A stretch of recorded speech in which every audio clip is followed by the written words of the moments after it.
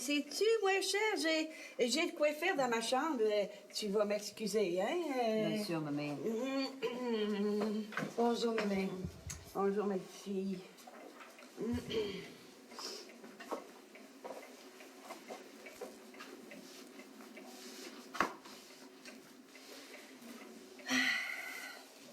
Ouais. Ben, ça m'a fait du bien de venir ici. Tu peux venir autant que tu veux, Antoinette. Ça t'offensera pas si je te dis que t'as l'air un petit peu fatiguée. Et juste un petit brin. Ouais. Ça doit être ça. Je me sens comme une poche de farine. Mais je sais pas ce que j'ai plus de cœur à l'ouvrage.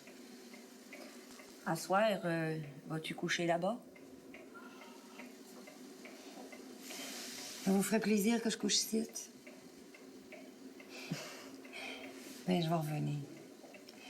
Même si c'est un bout de chemin. Macpherson va bien? Oh, lui, il est pas tuable. Il est bien de service. Ça, on peut pas dire. Il est bien de service. On peut rien y reprocher. Bon, et je vais y aller. Fait que je vais revenir à soir. Je peux pas vous dire à quelle heure, parce que... On te prendra quand t'arriveras, ma petite fille. Bon, ben, ta jument est parée. Oui, oui, merci, mon homme. Ah, ben, bonjour, ma fille, puis rentre-toi bien.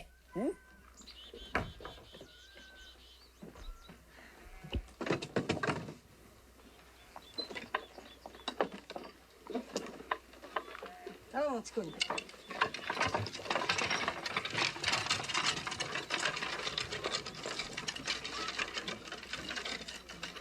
T'es connu, ici, mon homme. Viens ici. Tu vas aller aider Noël, puis après ça, tu mettras du foin frais dans la paillasse Antoinette. Hein? Va, mon garçon.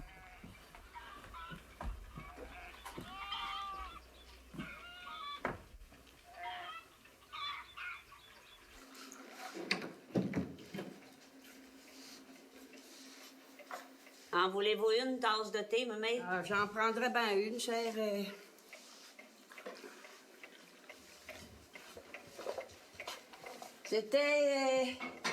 C'était bien délicat de sa part de venir coucher ici.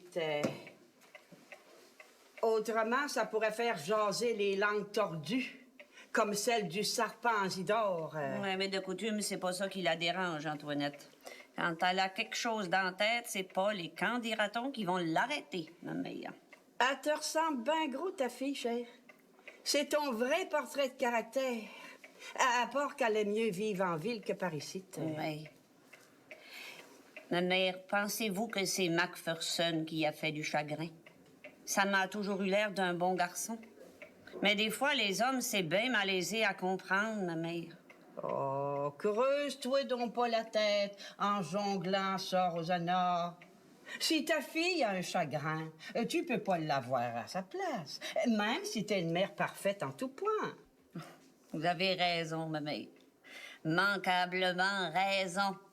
Puis si c'est de la fatigue, mais un peu de repos va réparer tout ça. Il n'y a rien de mieux que le calme du grand bois pour remettre une personne sur le piton. Ah, t'as bien raison. L'odeur de l'épinette, là, ça vaut bien des pilules puis des cataplasmes. Mais là, il y a Juliette qui m'inquiète. Assez bien avancée, là, avec votre fête. Puis à mon idée, elle fait peur au monde avec ses idées de grandeur, là, puis toute la sainte chibagne. Oh, sans vouloir vous manquer de respect, là, mais comme de raison. Oh, gêne-toi pas pour parler, Rosanna. Moi-même, je comprends pas pour que c'est faire qu'elle veut faire ça. Mais parce qu'elle vous aime. Puis c'est sa façon à elle de vous le montrer. Vous avez toujours été bien attentionné avec Juliette avant qu'elle se marie avec Raoul. Vous savez bien. Ah, je sais bien, je sais bien. Mais pour te dire la vérité, Rosanna, moi, je trouve que 99, c'est bien mieux que ça. J'ai bien assez d'être la plus vieille de la paroisse, là, sans en rajouter plus qu'il faut. Sais-tu comme moi, qui ai toujours eu pour mon dire qu'il fallait pas jongler plus qu'il faut, hein? Ben, me v'là rendu que je jongle à mon âge, même la nuit. Voyons, ma mère. J'ai mon idée, vous savez. Bonjour, ma mère. Bonjour, maman. Bonjour, mon homme. Noëlla est pas ici? Elle n'est pas revenue de l'étable. Je vais te préparer ton déjeuner. Juste 2 toasts.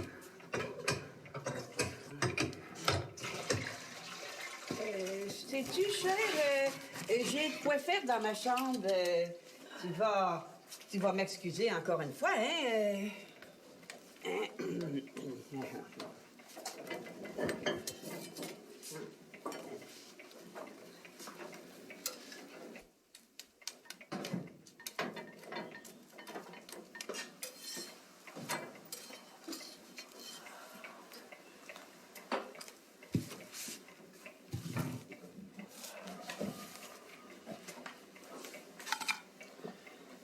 Merci bien, mère.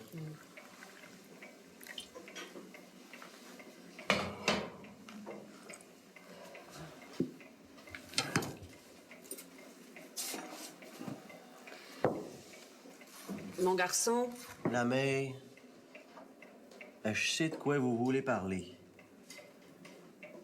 Et vous perdez votre temps, je changerai pas d'idée. J'ai besoin d'argent pour faire ce que c'est que j'ai envie de faire. Je peux pas faire autrement. Si je pouvais, je le ferais. La police m'a arrêté, c'est vrai. Puis vous avez eu peur pour moi. Je sais comme vous êtes une bonne mère. Puis je vous demande pardon pour toutes les inquiétudes que je vous ai causées. Mais la police m'a relâché. Ils m'ont trouvé coupable de rien. C'est fini, on n'en parle plus. À cette heure, j'ai décidé une affaire pour montrer que j'étais capable de faire ma part. Je ferai plus de voyage pour mon oncle Zidore, d'ici à la fête à ma mère. Si Juliette aboutit comme de raison, avant la semaine des 4 jeudis, c'est déjà mieux que rien, mon garçon. Monsieur Curé a toujours dit que pour avoir le pardon de nos fautes, il faut avoir le ferme propos de ne pas recommencer. Moi, je suis ta mère. Je suppose qu'il faudrait que je fasse mieux. Mais c'est dur, mon garçon. C'est bien dur.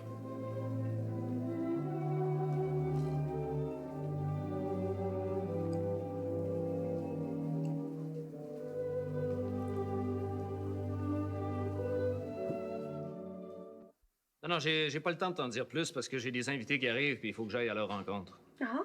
Et qui ça? Ah, je te le dirais que tu le croiras pas. Non, ces personnes, c'est pas de ça que je veux te parler, c'est d'Antoinette, ta sœur. Antoinette? Ouais, elle est pas dans son assiette, de la fatigue probablement. Je veux juste t'avertir si tu y parles de pas la contredire, tu sais, d'éviter de l'énerver, elle prend feu à rien. Ah bon? Puis évite d'y parler de Macpherson, je pense que ça va pas aussi bien entre les deux que ça allait. Puis Macpherson, le nono, il s'en rend pas compte, lui, il prend tout pour du cash. Ah bon. Je vais faire attention. Mais c'est pas surprenant qu'elle soit fatiguée aussi, Antoinette. Me semble que vous y en mettez bien gros sur le dos. Mêle-toi pas de ça, Juliette, c'est une question de management. Seulement, dis-toi bien une chose, hein. La buanderie du Progrès, elle peut pas fonctionner sans Antoinette Saint-Cyr. Raoul peut pas être ici puis s'occuper de la buanderie en même temps. Oh ben, Raoul est loin d'être toujours ici, tu sauras. Je sais qu'il est pas toujours au bureau, mais il dit que c'est normal. Oui, c'est vrai, il peut pas faire toute la business au bureau. Le sais-tu, toi, qu'est-ce qu'il fait les mardis et jeudis après-midi? Non. Pourquoi? Serais-tu jalouse? Pourquoi je serais jalouse? Ben, tu t'es pas jalouse, demande-y. J'ai demandé. Il m'a pas répondu. Demande-y encore. Ta femme est jalouse, mon vieux. Je suis pas jalouse. À cause des mardis et des jeudis après-midi, je parierais. C'est une surprise, ma chérie. Mais si ça te rend malheureuse, je vais te le dire. À toi toute seule. Figure-toi que les mardis et les jeudis après-midi,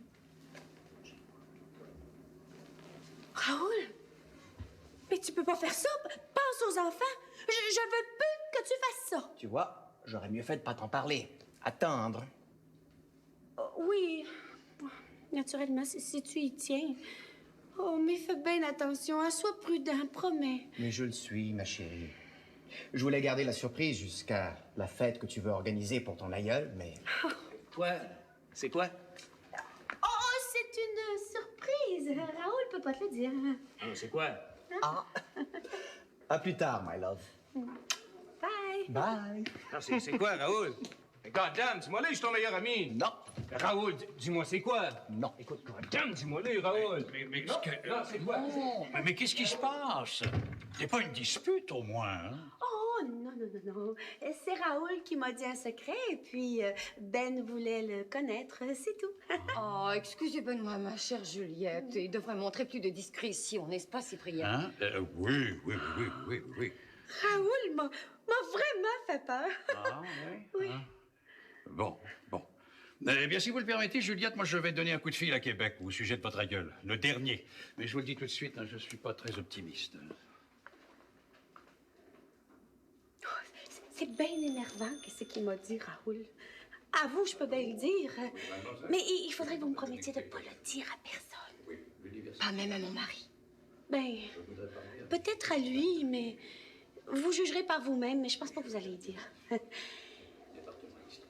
Raoul apprend à piloter un aéroplane, puis il pense même s'en acheter un. Qu'est-ce que vous pensez de ça? Oh, c'est la première fois que quelqu'un me pose une pareille question. Un aéroplane, c'est pas banal. Non. Non, je pense que vous avez raison. Je pense qu'il vaut mieux que Cyprien n'en sache rien pour l'instant. Oh, c'est peut-être merveilleux de voler comme un oiseau. Les hommes sont bien chanceux. Peut-être qu'on pourrait demander à Raoul de faire un tour, hein? Je pense pas qu'il dirait non. Ah, je vois, oui. Eh bien, écoutez, je vous remercie, mon cher Lacarrière. Ben, je sais très bien que vous avez fait votre possible. Je connais votre compétence d'historien. Ah ça oui, je pourrais dire comme vous, la première propriété des archives, c'est d'être incomplète. Autrement, à quoi servirions-nous? Ah, c'est l'embarras du choix. Rien de précis, mais beaucoup de choix. Des Albertines Tremblay en quantité. Et de tous les âges ou à peu près. Oh là. Oui. Eh bien, écoutez, je vous remercie, mon cher. C'est cela. Au revoir. Jusqu'ici, on s'est pas mêlé de la question. On a laissé ça aux hommes. Mais là, monsieur le curé s'est tellement emberluficoté que Rosanna puis moi, on a décidé de s'en mêler. Mine de rien, comme de raison. Et notre idée est-tu à votre goût, monsieur curé? C'est dit autrement, mais ça veut dire la même chose, quasiment. Et des fois, quand ça accroche, c'est sur les mots. Mais il suffit de changer les mots, puis des fois, ça ménage les fiertés. Et les fameuses fiertés. La vanité et l'orgueil. Les deux passions qui mènent l'homme à sa perte le plus souvent. Oh, oui. Et quand je dis l'homme, je veux dire l'espèce humaine. Les femmes et tout. Bien sûr, monsieur curé, il n'y a personne de parfait sur la terre. Vous savez, les femmes et tout. Bon, c'est sûr que Juliette, elle a ses torts. Et elle a peut-être eu trop d'ambition, mais elle l'aime bien gros, sa mémère, vous savez. Oui, je sais tout ça. Bon, assez de lambinage. Je trouve votre idée bonne. Pour tout vous dire, c'est exactement ce que je pense. Ben, on avait pensé, là, pour mettre toutes les chances de notre bord, d'aller voir Joseph Arthur. Mine de rien, pour être sûr qu'il est de notre côté. Moi, comme de raison, je peux parler à Siméon. Jusqu'ici, je l'ai laissé agir à sa guise. Mais le plus coriace, c'est Isidore. On avait pensé que peut-être... Marie-Rose, j'aime pas ça, jeter le poids de ma soutane tout le temps pour régler n'importe quelle chicane. J'ai pas l'intention de me mêler de ça. Pas. À moins que la morale ne soit pas respectée. Ouais, vous remercie bien, Monsieur Curé. Tu diras à Siméon que je vais faire mon sermon de dimanche sur les méfaits de la boisson et puis les vertus de la tempérance. Oh, ça va y faire un grand plaisir. C'est son sermon préféré. On va bien vous écouter, Monsieur le Curé. On sera là, toute la famille. C'est ça. Que Dieu vous bénisse. Merci, Monsieur Curé. Ben, assisez-vous, je vais aller y dire. Merci bien, ma belle fille. Beau-père, vous avez de la visite. Madame Saint-Cyr, puis ma mère, tout. Dites-leur que j'arrive, là.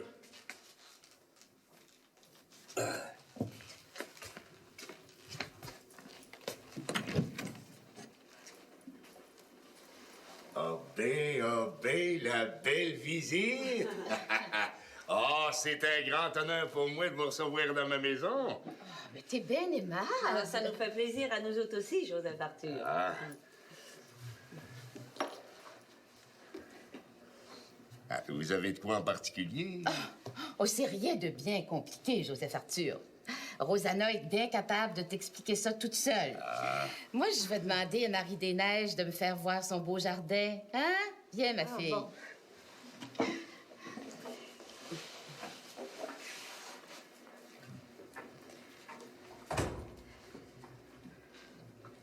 Quoi c'est que je peux faire pour toi, ma belle Rosanna? Regarde-moi pas de même, Joseph Arthur. Je me sens bien gênée.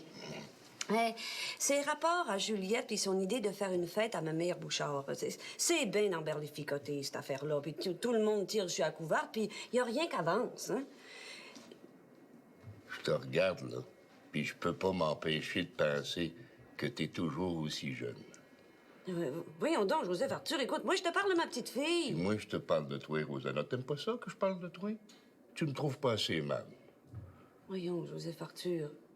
Voyons, dis pas de folerie. C'est bien que j'aime bien ça quand t'es aimable. Je pourrais être plus aimable que ça si j'en avais l'occasion. Mais les occasions sont rares en bataille. Tu es pas raisonnable, Rosanna. Écoute, Joseph Arthur, c'est aussi dur pour moi, tu sauras. Moi, je peux pas en parler ouvertement, rapport que je suis une femme. Hein, tu sais bien qu'une femme est mal jugée si... Oh, tu comprends ce que je veux dire. C'est bien charitable de ta part de laisser voir un peu ce que tu sens. Et tu comprends, avec ma bru à la maison, puis ma mère, puis Ticoune, puis là, Antoinette qui vient coucher à tous les soirs, il faudrait que je trouve un moyen. Faire un voyage? Ah, justement, il faut que j'aille à Québec, là, voir le sous-ministre. Tu pourras peut-être t'arranger pour en profiter pour aller voir une de tes filles. Ils sont ici tous les deux, mes filles. Ben, ils sont pas ici pour l'éternité. Antoinette puis Juliette, il va falloir qu'ils retournent à Québec bateau. L'été est quasiment fini. Hein, Juliette, elle s'ennuie bien gros de son mari Raoul. Mais elle est bien fière.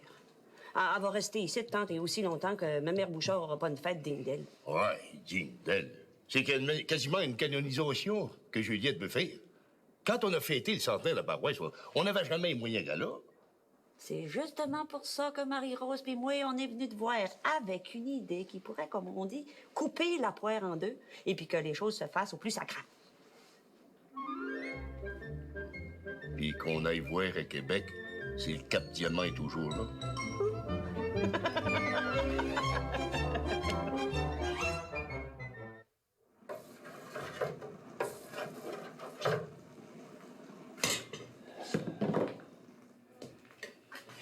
Ah! Tu m'as fait peur, je t'ai pas entendu venir. Un vrai voleur.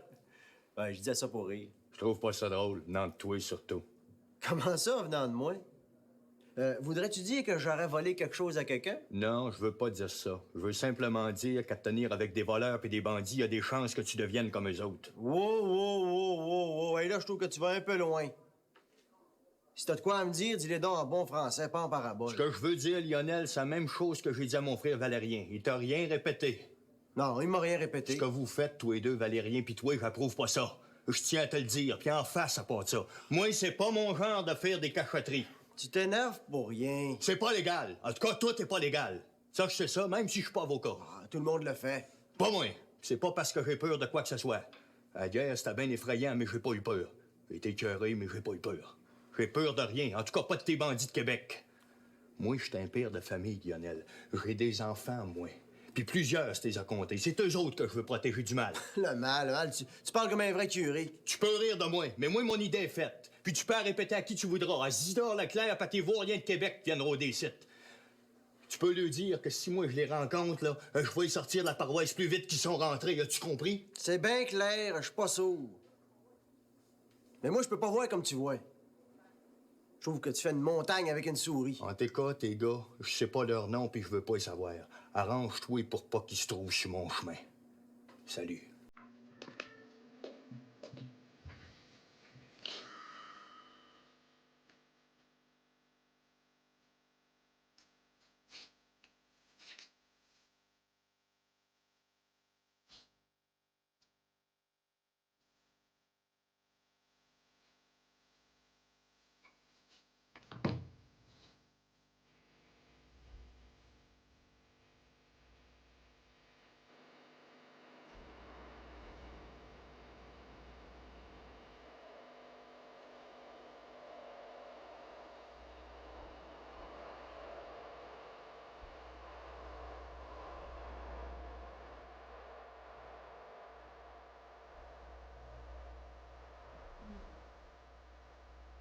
Ça s'est bien passé jusqu'ici?